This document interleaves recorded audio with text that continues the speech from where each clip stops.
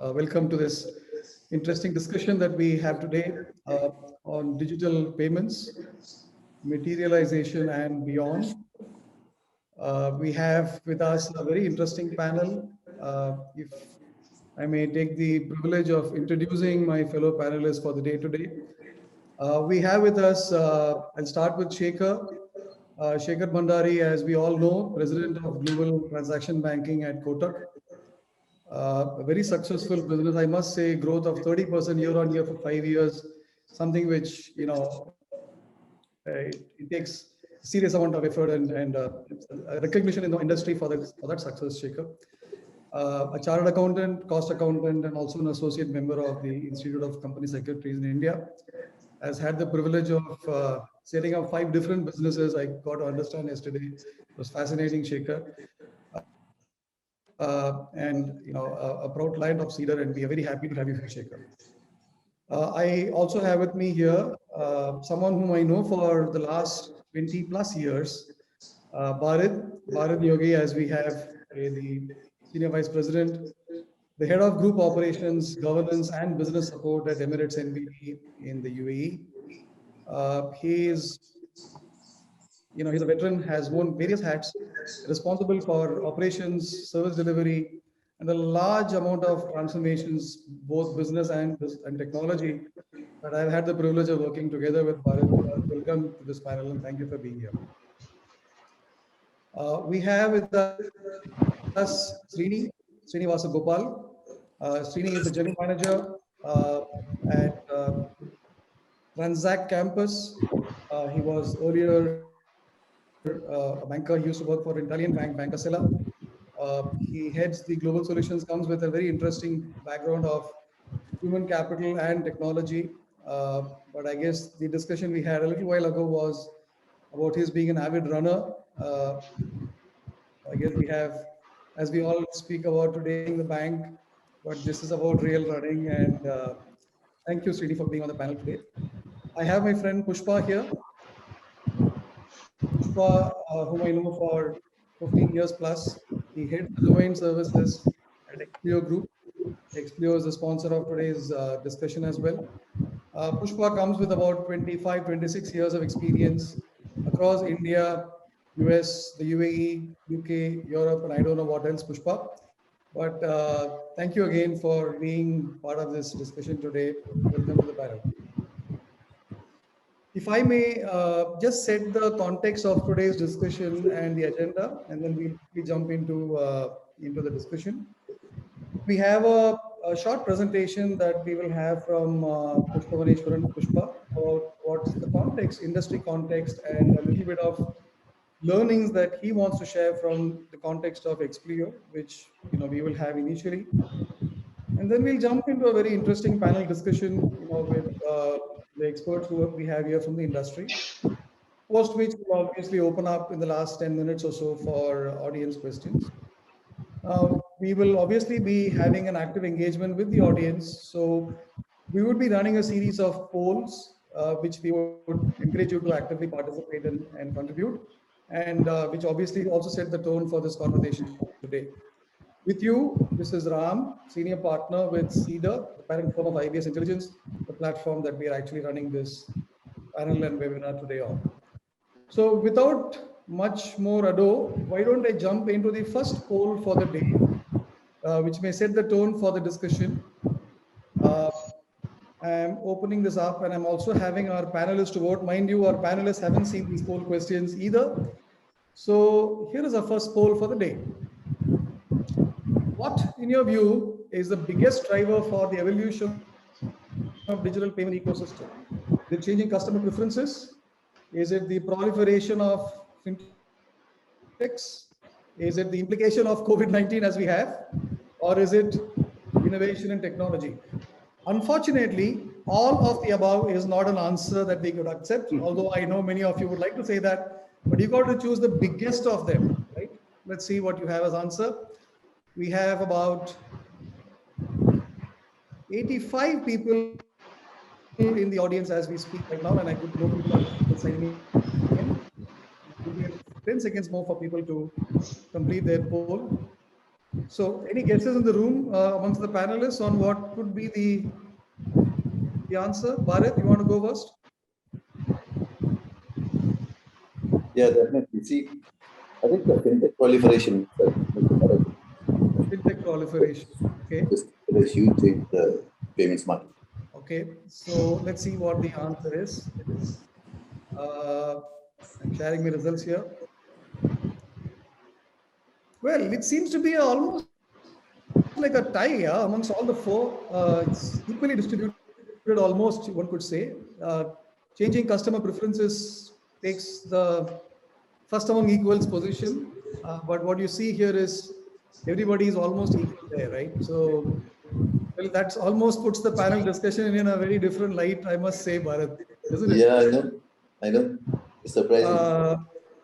Excellent. So with that, maybe Pushpa, I'll leave the floor to you. If you can project your presentation, and then we could get to hear what you have to say. Thanks, Ram. And I would like to share my screen. Please confirm once if it is visible. Pushpa? Are you able to see my screen? Hello? Yes, we can. Yes, Pushpa. Okay, thanks. Good afternoon and good morning and good evening to everyone wherever you are. Let me welcome all of you with a brief intro to start.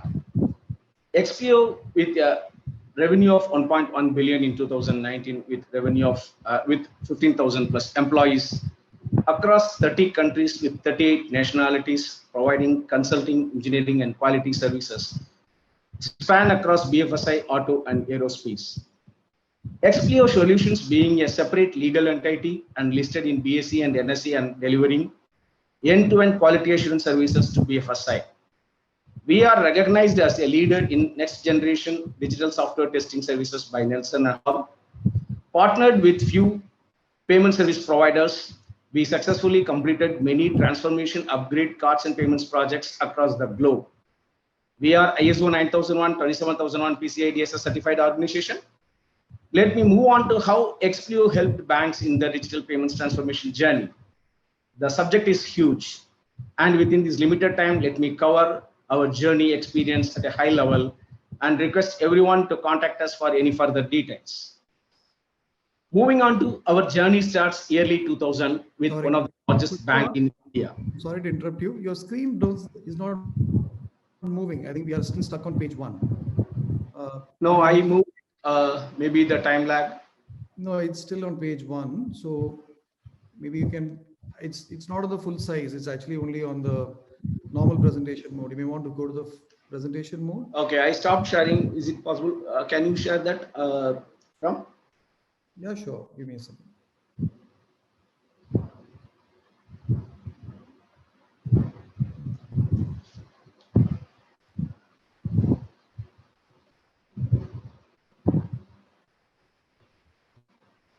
Could you see my screen now? Yeah. Okay. Can you move the next slide and then next slide? Yes. Yeah, you can move. Okay. Our journey starts early 2000 with one of the largest banks in India and the world.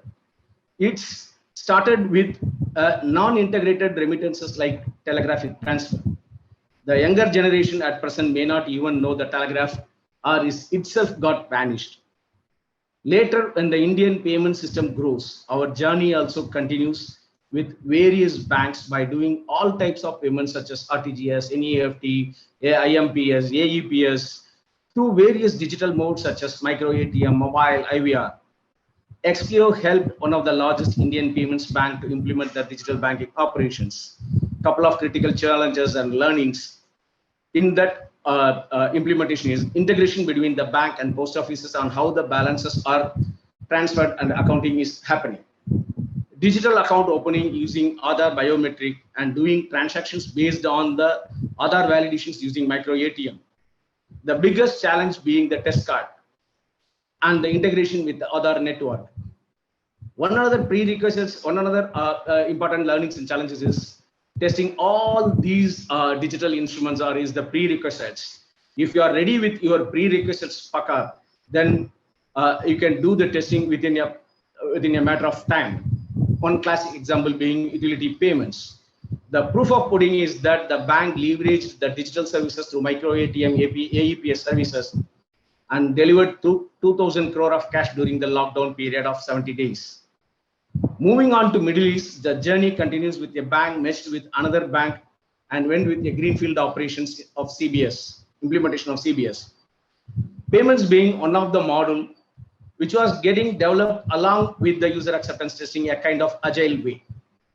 The proof of pudding was that Xplio supported the central clearing branch, handling checks and remittances on the day of go live, and a week afterwards on the process of clearing and settlement of the bank balances with the central bank. Now we are partnered with various banks in Middle East region for the implementation of the payments hub for a bank in Middle East across various regions. Payments hub implementation as well as instant payments implementation for a couple of banks in Saudi Arabia, handling Sharia payments. Switch implementation for a bank in Qatar, handling local and GCC transactions.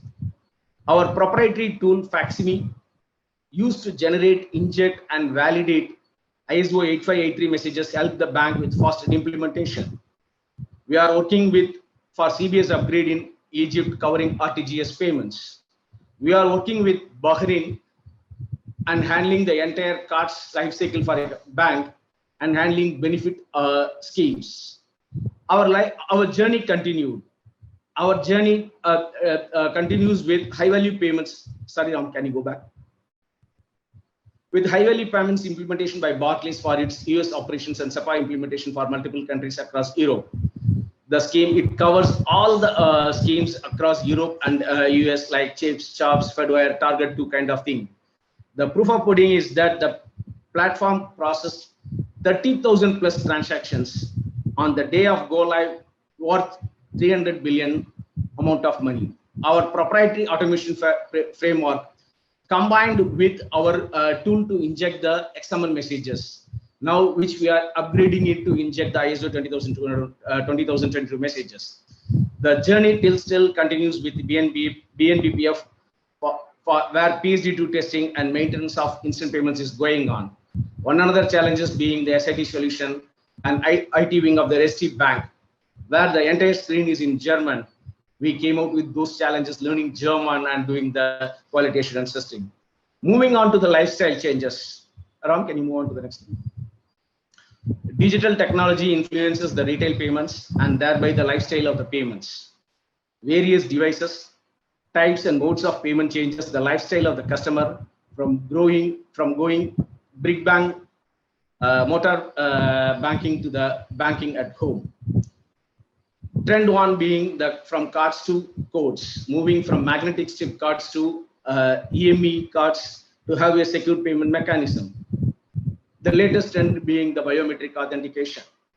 To enhance the security of the account operations and digital payments, we are using biometric authentication. In India, the private sector banks already started using Aadhaar-based biometric authentication. UK is in the process of implementing the same. These trends require one or other way the physical touch, and in this pandemic period, there are other trends gaining momentum. Corona-free payments like wallet payments, cardless payments, Alexa payments, social media payments, mobile payments, MPAS payments. Let us take some statistics on UAE key factors influencing the digital payments.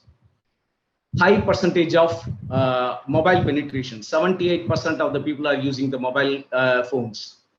Tourism income in every year, more than 16 million tourists visit every year in UAE, and thereby the revenue and thereby the digital payments. International business community is rising. In Qatar, 75% of the population is using the mobile banking, mobile payments. In Saudi Arabia, it is 60-65%. According to the National Retail Federation, 67% of the US retailers now accept some type of non-touch payments, and in Europe, Visa reports that 75% of in-store payments are now contactless. The last but not the least, the latest trends is buy now, pay later. As we've seen in every e-commerce site, customers love it. After all, it's more affordable than credit card fees. Technology is being used to encounter the technology is being used to come out with innovative business solutions, as can be seen in the social media payments, smart speaker payments, e-wallets, cryptocurrencies. Key challenges the bank will encounter in implementing the digital wallets. Number of parties involved in and the coordination. Obviously, the various number of stakeholders inside the bank, the Google or Apple wallets, the service providers, token service providers like MasterCard, Visa card, the technical expertise and select an appropriate format of data going to be used for exchange of the messages and compatibility with the tools what we are going to use. Obviously, testing by an external audit and certified by Google or Apple. Testing in the authorization area, alerts, where we are mixing scenarios of contactless, non-contactless cards along with various the life cycle of the cards and payments. Moving on, the various factors which are influencing the digital payments. Moving on to the factors driving the digital payments, fintech are playing a vital role. They resulted in blooming of the digital or challenger banks across various regions. If you see quite a number of banks listed on the bottom of the presentation, there are a good number of banks in China, Philippines, India, UK, Singapore. Singapore has recently granted 7 licenses for the 7 organizations to start the digital banking. These digital and challenger banks changes the way the bank operates, starting with the kiosk at manless branches, account opening, operations, everything goes digital. With fintech payment platforms like Paytm, you can do shopping, travel, entertainment, food, legal payments, etc., etc. For all these payments, the underlying rail is the scheme in respective regions such as UPI in India. See, last but not the least, the top-rated security powered by machine learning and artificial intelligence. Coming to security, people will always prefer using a payment method that has a high security. That is the reason why payment technologies won't be able to go forward without developing a top-rated, top-grade security. Banks receive a lot of customer details and payment data every day, and to detect all the possible threats within a seconds, machine learning is the first step the bank need to complete to achieve the artificial intelligence. Bank continuously feed with different and new transactions, which can be analyzed to detect fraud transactions in real time. As the bank receives more and more transactions, it keeps getting better by identifying a fraud transactions. These fintech companies are one of the key members in promoting these digitals. To share an ad during an IPL, a customer came and stopped in a non-parking area within few seconds and make the payment through QR code, scan and pay, get the coconut and run away when he heard the police siren. Classic advertisement promoted by these fintechs to improve all these kind of digital payments. Moving on to the global regulations. There are a lot of initiatives going across the globe on the payments landscape. Instant payments is one such kind of thing. As I already specified, India has already implemented, and Middle East, Saudi Arabia is in progress. Singapore is in progress. The ambition of EPI, European Payment Initiative, is to create an unified pan-European payment solution, leveraging instant payments or SEPA instant credit transfers, offering a card for consumers and merchants across Europe, a digital wallet with P2P payments. The next major initiative by SWIFT and introduction of ISO 20022 applicable for CBPR plus implementation. Every region and financial institution needs to comply by 2022, and there is a coexistence period of 3 years. This is one of the big initiative and the impacts payments at present, and over a period of time, the entire banking landscape, treasury, trade, securities, etc. will come into the picture. The interoperability of ISO 20022 makes it interesting for the regional control bodies to revamp their existing RTGS systems. Couple of countries in forefront are India, UK, Singapore, Middle East. GCC is in the process of implementing RTGS across GCC countries. Nevertheless, to say that open banking makes the entire bank branch operations differently, and many areas earlier considered as the back office or the front office at the branches now transformed into a digital front end. Example being retail lending operations, retail lending onboarding, customer onboarding, card issuing, CMS management, etc., etc. Never again combined with open banking, PSD2, and strong customer authentication. I would say our experience varies in implementation of strong customer authentication in Europe across the banks. Obviously, one of the key learnings is the schedule, how to cope up with implementation within that schedule. Lot of other factors impacting the schedule and thereby delaying the implementation. Moving on to the next trend, which is the factor which is driving the payment evaluation, is the customers. Customers want to make the payment in couple of clicks. Don't want to wait in queues to make the payment. Gen Z millennials who are in the age group of 7 to 20, born not with silver phone but with iPhone and Samsung mobiles. They would like to avoid cash and not limited what they want, what they are coming to contact with. Key considerations, probably I would say that key considerations that the bank should focus while building or enhancing the digital payments products are taking payments from the back office to the boardroom, focus on balancing between the risk and return, understanding customer preferences. There is no specific order. It can be of any of these things. From my side, these three are the key factors which is influencing any banks or financial institution for the digital payments. Moving on, probably I would like to summarize. Every financial institution should know how the quality assurance is playing a vital role in payments landscape. It's not just messages. It's how the various messages types behaves on what scenarios, events in the life cycle of the payments, performance, accounting, etc. To compete with the ever-changing industry or digital payments, you need a specialist partner like Explio, who can do consulting, program management, quality assurance, who leverages their competence centers capable of delivering the payments business processes, regional regulations, messaging standards, formats, right tools, methodologies, automating the payments lifecycle, non-functional capabilities like performance and securities. With this, let me complete my presentation and giving the time for the panelists to continue the session. Thanks, Tom. Thank you, Pushpa. I think it was a real heavy dose of a lot of intellectual stuff for our audience to be consumed here today. Thank you for that very impactful presentation.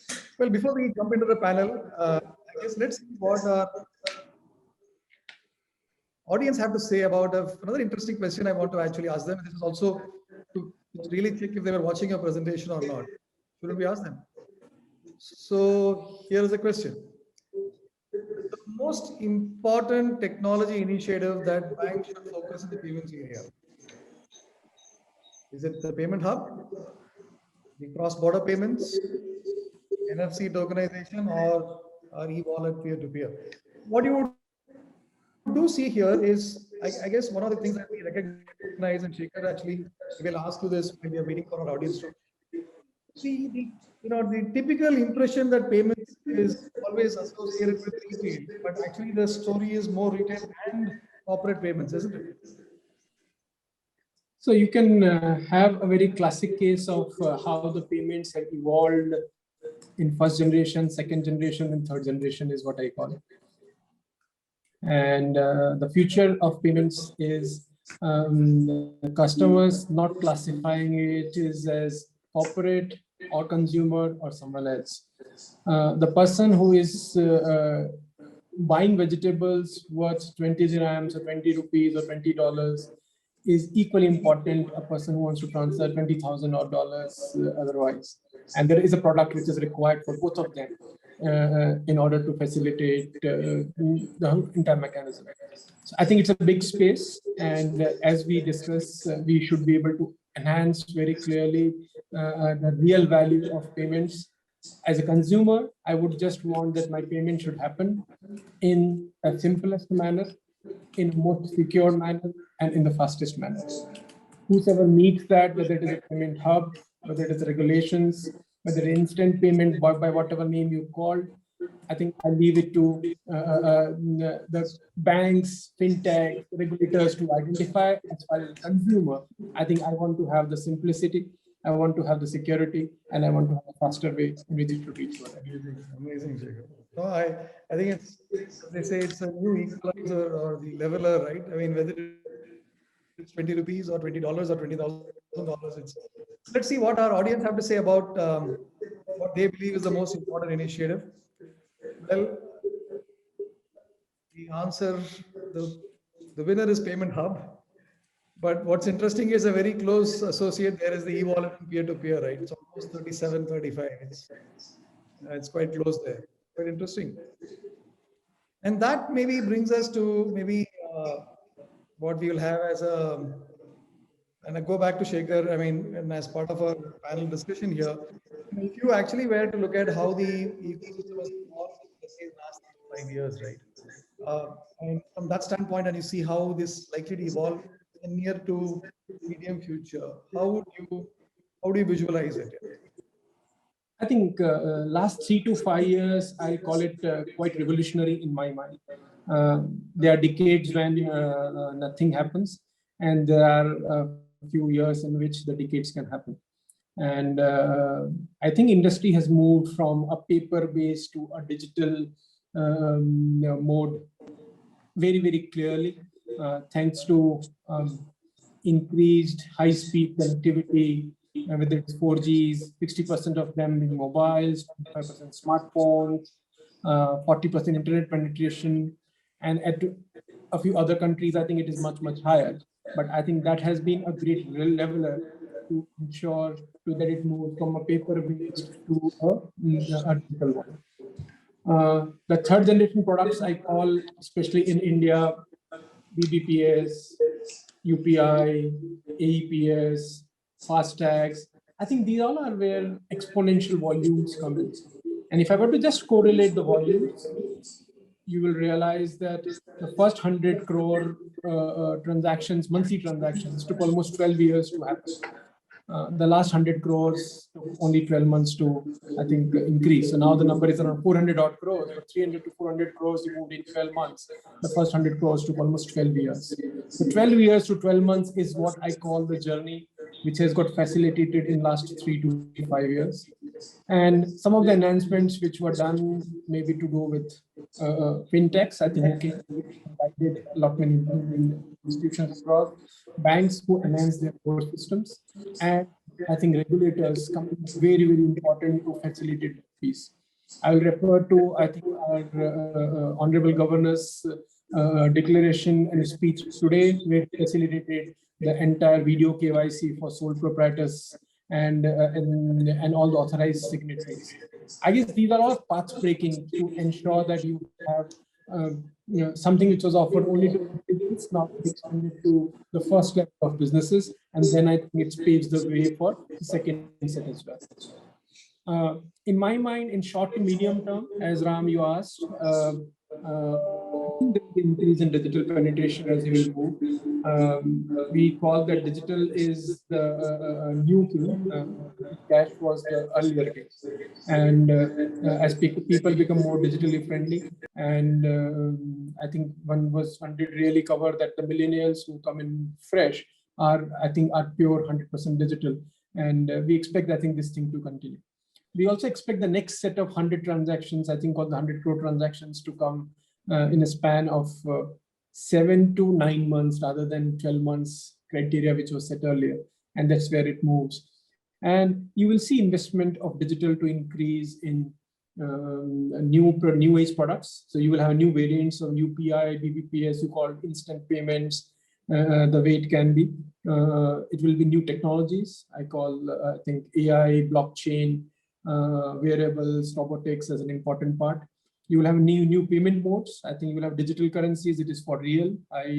I'm very happy that I think the way the Singapore took initiative and was able to start, I think, on the digital currency part and a big data and IoT, which I think would be the key, as it would enable the interconnectivity of devices and information, thus providing, I think, the targeted customer services. But when the devices speak to each other, you will see the service part going on. And what I covered earlier, I call the simplicity, security, and speed. I guess all these three things get covered very, very clearly with what we see in short to medium term. Amazing. I mean, I almost thought you said 12 years to 12 months, and then the next one you'll say 12 weeks here, but you actually took it to 9 months. So maybe we will get to see that, and we're talking about security and speed there. And there was a very interesting comment you made, Shekhar, about the various technology elements that are actually making the role that fintechs play, and actually the various types of technology that actually is coming into the play. And maybe I'll take that question to Srini, and being a technologist running Transact. How do you see, I mean, are there specific technology areas that you see, Srini? I mean, be it cloud or distributed ledger, we talked about blockchain, and maybe wearable IoT. And is there a way you see any of them making a significant impact on digital payments that will transform this? Yes, Ram, definitely. So probably I will take this more from a Transact ecosystem, and also then connect it with the payment industry as a whole. If you currently look at it, I will take it into three blocks. We have been in a cloud journey for the last 3 years. Now it's everywhere, the platformization, and you hear the platformization as a commodity. So all the industry want to go to cloud, and we have been in AWS, now in the Azure, and cloud is what all of them are looking at it. And the pandemic has really pushed people to go towards cloud. All the clients want their products to be on cloud. So that's something that is that's evident, and that's where we are all moving. Coming towards AI, in the last few years, wherever you go, you hear people talking about AI and ML, and if you don't speak about it in a place, then it makes meaningless of that webinar. But the predominant thing, or the foundation of it, is about how are your data models and data mart and your data lakes in the organization. And in many organizations that I look at, and I have even spoken, that discipline to data isn't there. There is a lot of reporting that is being done. They use, I'm talking about large organization which churns terabyte of data, and the reporting is, the data is marginalized. And hence, you don't know what is the problem you are trying to solve with this data. So you see fancy reports that are being published, but you don't know what is that you're trying to solve with this data. Unless and until you have proper predictive analytics with the data models, you don't achieve the AI and ML. That's the foundation. But we all talk on the AI and ML part of it without understanding about it. And with Transact, we are working with Microsoft in our Ireland Innovation Center to build this predictive analytics. We are still at that stage. So we are not at the AI/ML stage, to be honest. We are on that value chain. IoT and distributed ledger, it's at an exploratory stage. And yes, there are a lot of use cases. You can have an integrated campus. The campus can either be an hospital, it can be a hotel, it can be an airport, it can be anything. And you can make payment across all of this just with multiple sensors. And it is live. In some of the places, it has already happened. You have integrated sensor-oriented IoT airports in the US, and it's running live. But I think still it's on the way of getting matured. So there are research people who are working on that for us, and we are trying to do that. And blockchain can definitely make a revolution in terms of your cross-border transfer of money, because there is a huge transactional cost that's happening when it comes to blockchain, or the IFT in simple terms. So these are all what we look at. But predominantly, when you need to make all of this successful, I think one which is very important for an organization from a finance or a payment industry, is the cyber security. How strong are you or your cyber security team from a technology perspective? Because when you don't have that strong, I think you probably lose something there. And I think a fintech organization need to have their cyber security team strong, because as much as you develop on site, the vulnerabilities are multifold developing, and you don't know who's probably hijacking or eating you in a different place. Going Just back to that's what my take you were on it. saying between simplicity, safety, and speed, I guess you're underlining on the safety element here. Interesting. I mean, Shekhar talked about the ecosystem and you talked about technology, right? And I'll now, Bharat, will come to you with a very different angle. Yeah. So much is happening around us. And, as traditionally been as bankers, who have actually been, let's say, having the monopoly of payments, which is now actually being also having fintechs coming in. How do you see banks? What should the capability that banks should build? What should be the considerations, that banks should look at in building, let's say, the digital payment capabilities from your standpoint? So I think let me start off by saying it's all of what both Shekhar and Srini said. And in short, if the banks don't become fintechs very soon, they have to convert themselves into fintechs. Only then they'll be able to compete in the market. I don't see otherwise. I don't see any other way of handling it. So yes, the whole problem with the bank is we are stuck with the legacy systems and the way we operate.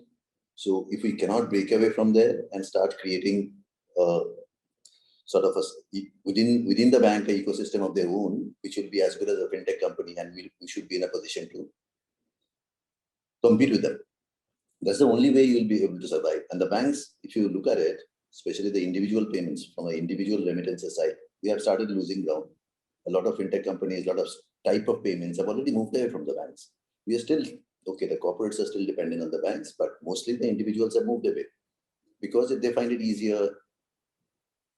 Okay, let's talk about it from the speed, the simplicity, etc. We spoke about. Yes, whenever we are talking about if a bank has to move into the digitization and the payment very quickly, they got to make sure, number one, yes, speed. By speed, not only how quickly I can move the transaction from one place to the other, but also how quickly can I make the changes in my system.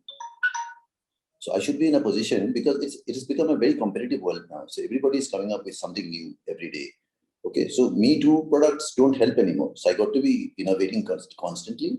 And my platform, the payment platform that I have in the background, should be able to allow me to stay ahead of the herd. Otherwise, I'll start losing business again. So that's one of the main things, the speed, not only from how quickly I can move money from one place to the other, but at the same time, I got to be in an innovation phase where it's a continuous innovation. Every day I'm looking for something new, because something new is happening in the technology front all around us. That's one. The second thing is, yes, I think both Srini as well as Shekhar spoke about it also, is the security.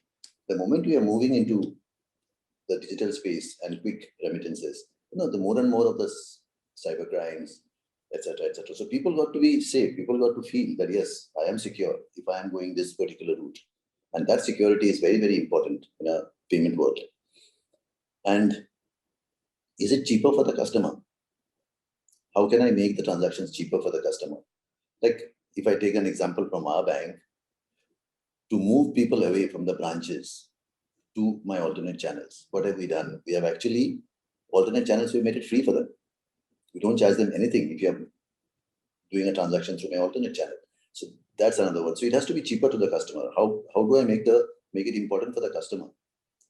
Why would the customer feel that, yes, I should move to this particular transaction rather than going over to the branch and withdrawing some cash or giving a remittance request saying that, okay, send out this payment. So those are the basic few key things, and lastly, how does the bank make decisions? That is again what Srini touched upon very, very, that's very effective. So if we do not have proper data and we don't utilize that data for taking the decisions, then you may be taking a wrong decision. And the data engineers, etc., that we are talking about, an average data engineer may not help you. You'll have to spend in that particular area and get a proper data engineer who actually gives you an insight as to, you got to be the best, right? when you're coming into a competition. So if the data engineer that you have got is a generic data engineer based on that data, obviously the result you're going to get is average. So that is one area the banks will have to spend to make sure that yes, it is data, we are data driven and we know exactly what the decisions we are taking. We should be in a position, in a leading position at all times. I think that's where the banking industry has to move. It has to become a fintech of their own as far as payments are concerned. And of course, it has to be continuously innovating, keeping all these factors in mind. Very fascinating, Bharat. And I guess very interesting takeaway there. Very powerful statement to say banks need to become fintechs, right? And I think there is also going to be a strong regulatory push. I mean, if you look at what we've had historically, 89% of the transactions are cash. Primarily, as they say, payment service providers don't compete with each other; they compete with cash. So 5 years back, it was at 89% cash, and now I understand it's around 77. So, I mean, firstly, Bharat, I mean, what do you think would actually be the push, that we already have with COVID? Therefore, how has expectations changed because of that? One question I do have for you, and secondly, what do you think the change that regulators or regulations can bring in driving this? Regulators actually can make a lot of difference, and you need the regulators with you if you really want to make a difference. Otherwise, the extent of difference that you can make is very limited. If the regulators don't help you, you'll not be able to proceed much other than maybe within your customers and within your bank, you're trying to come up with something. But every step you will get stuck because the regulation does not allow you to do something. But in that context, I think I should take the example of UAE here. So the Dubai Smart City and the Dubai government, the way they have been supporting is amazing. Like Dubai government came up with their own, rules saying that all government organizations will become paperless by X date. That is, they have a date of 2021 November. By then they want to become paperless, number one. And no cash. Okay, so no cash, most of the Dubai government organizations have already moved.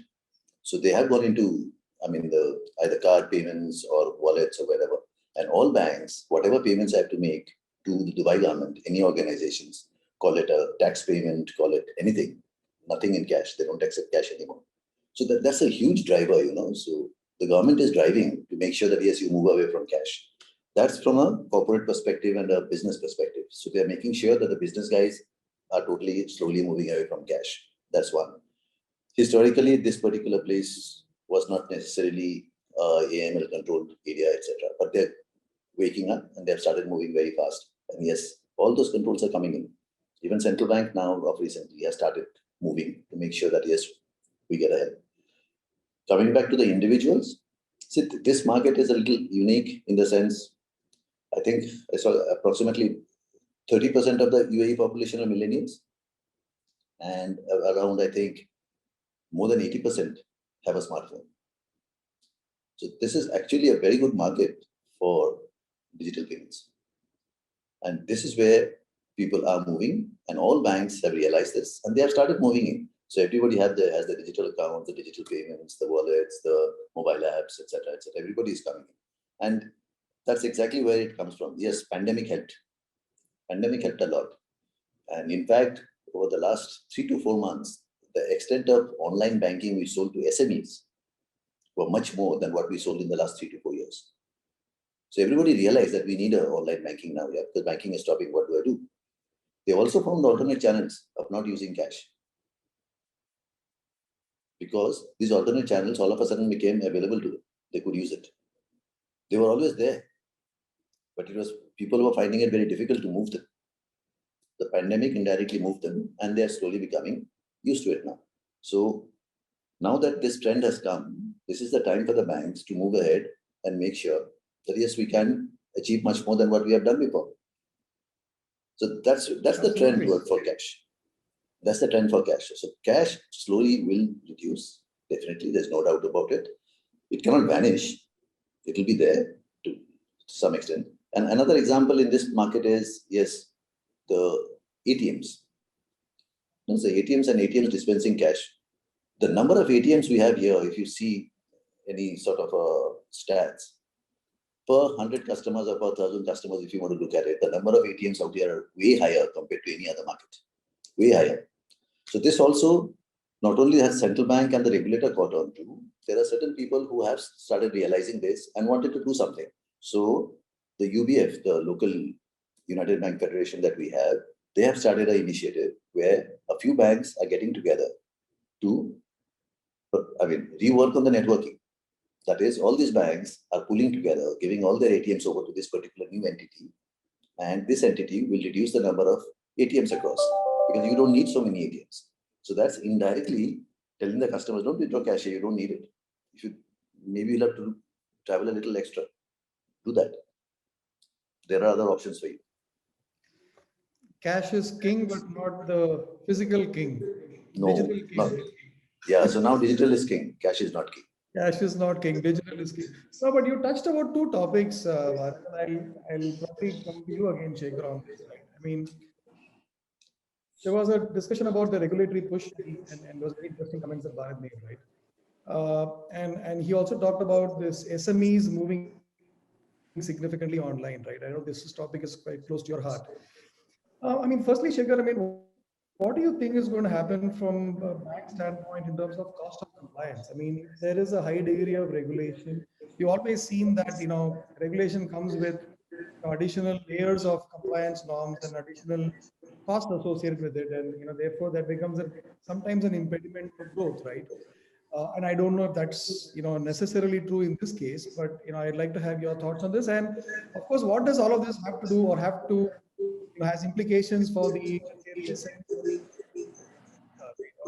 commercial sector from a corporate payment standpoint? So Ram, if I were to see that the increase in digitization in services, in building trust, protecting, or I think ensuring privacy, ensuring security, I think they have gained a large importance, especially in last 2 to 3 years. Does it require significant amount of investment by regulators and banks? Answer is yes. Is it required for protecting the data and building the future banking? I think my answer is yes. And if that requires a bit of a cost, I guess I think it is important for building the future digital rails which the country wants to have, or which I think the banks want to bank upon. When we look at per transaction cost of compliance, I would generally say that the per transaction cost of compliance and regulations and technology investments of per transaction is reducing significantly.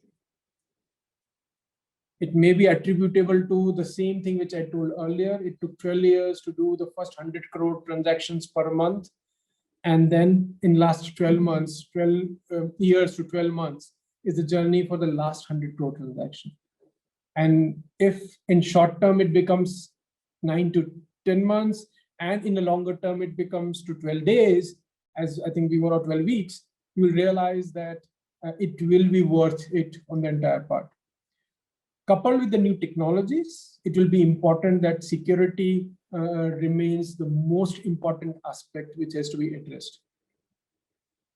Yes, regulators through their entire regulatory framework and the compliance cost which you feel we pinch us now, in my mind, a lot of them are with the right spirit of protecting the customer and customer data and ensuring that the privacy is ensured.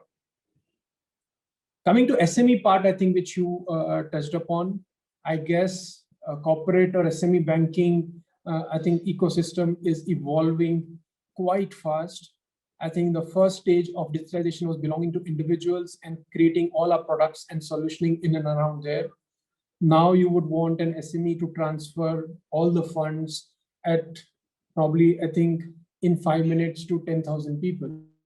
And that is only possible if they are able to put in, I think, right systems, right data structures, and I think are able to have proper security in place. And the ecosystem will evolve. I think when we say the thirst on API banking, or we say, I think, big data or open banking or advanced technologies, I think it was touched upon on AI, ML, blockchain. But it is important that I think these all are becoming contactless, integrated, simplistic, with minimal involvement and maximum security.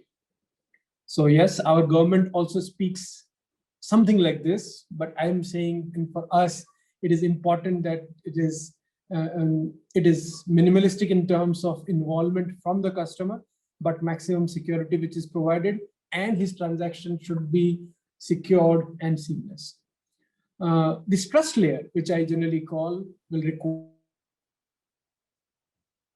in tech and in terms of, I think, controls, I think it has to be built in. And it will, the speed of transactions would reduce, I think, further, I think, due to the bank's investment in core application to make them sturdier and with enhanced capability.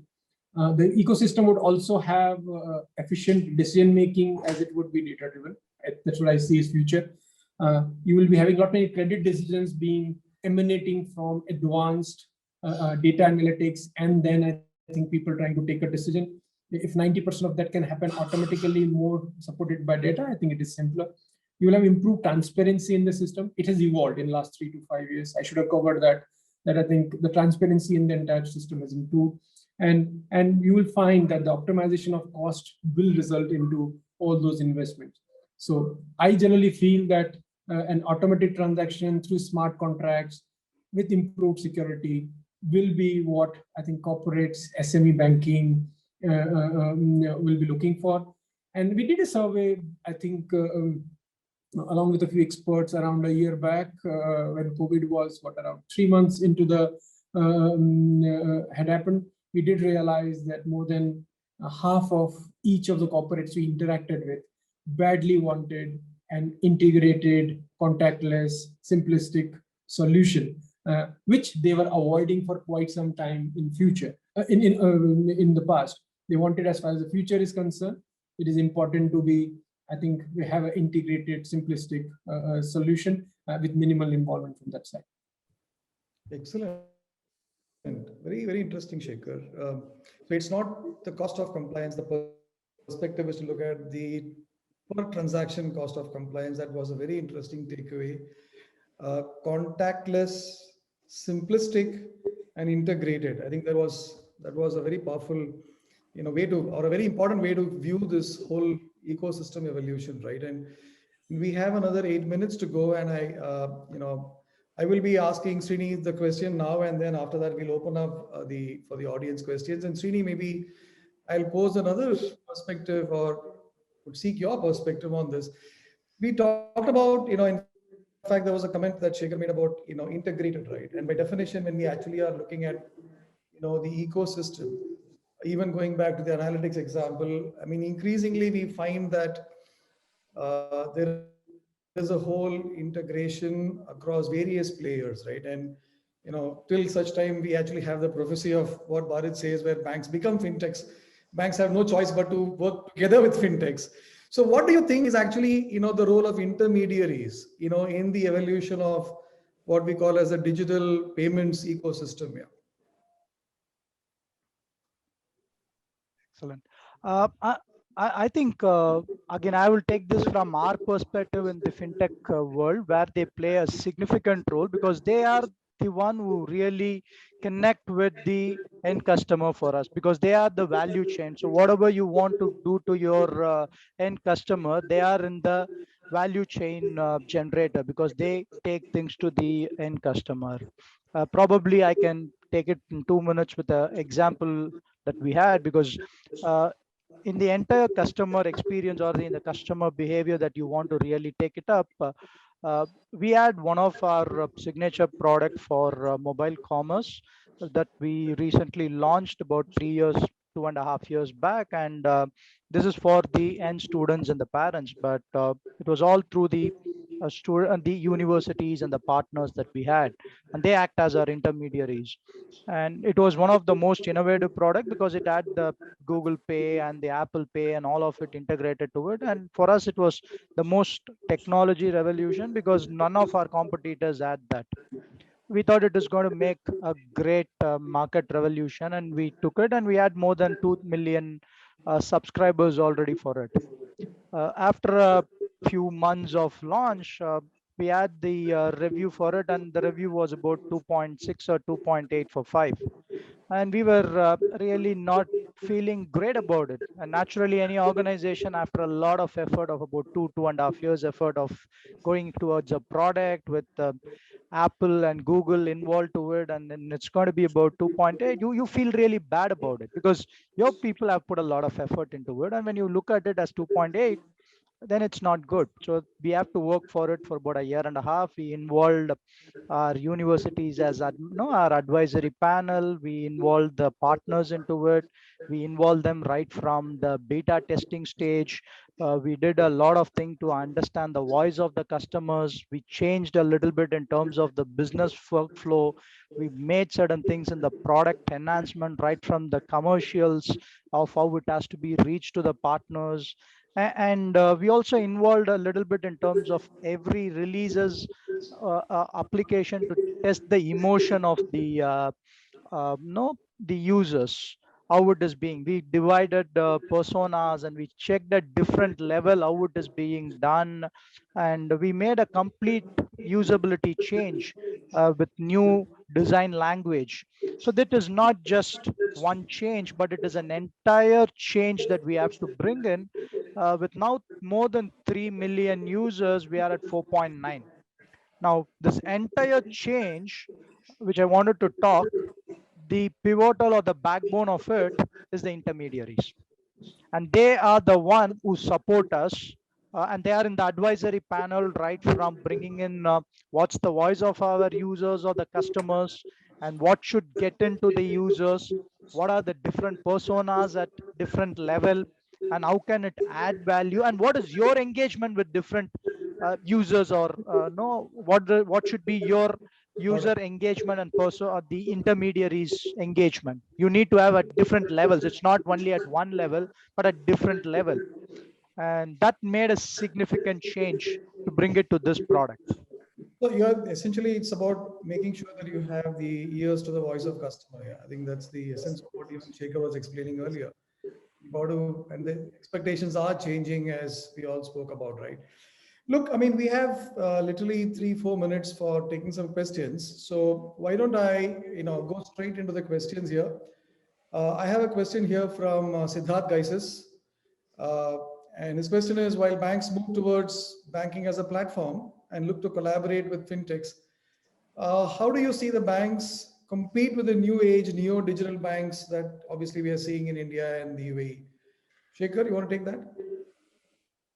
I think a very important point, and we have to realize the future world is to collaborate and not necessarily only compete. So you will compete, but you will collaborate as well. And if you were to take our example, I think we'll collaborate with many fintechs. So yes, there will be innovation lab. There will be fintechs which will be promoted. There will be fintechs which will come in and partner. And with each one of them, whether you call it the open banking partners, you call the payment processors, you want the standalone fintechs who actually are in the consumer space, you will see, I think each one of those, I think will be partnering. There will be supply chain partners. There will be liquidity partners. There will be cash management specialized solutions in terms of invoice financings and invoice reconciliations. I think they will be partners. So you have two modes. Either you compete with them and try to have a similar amount of finesse. At least I am very clear that the future world belongs to collaboration. When you want to run AI, I think you require collaboration. When you want to do blockchain, I think you require collaboration. And each of those will be at different levels. And why do I say that? I'll just, I think, enhance that if you don't get all the information which is available with all the partners, your AI model won't work. And if your AI model doesn't, because machine is not able to learn, it is not able to have a right assessment, not right assessment, results into a decision making which is not based on the right data points.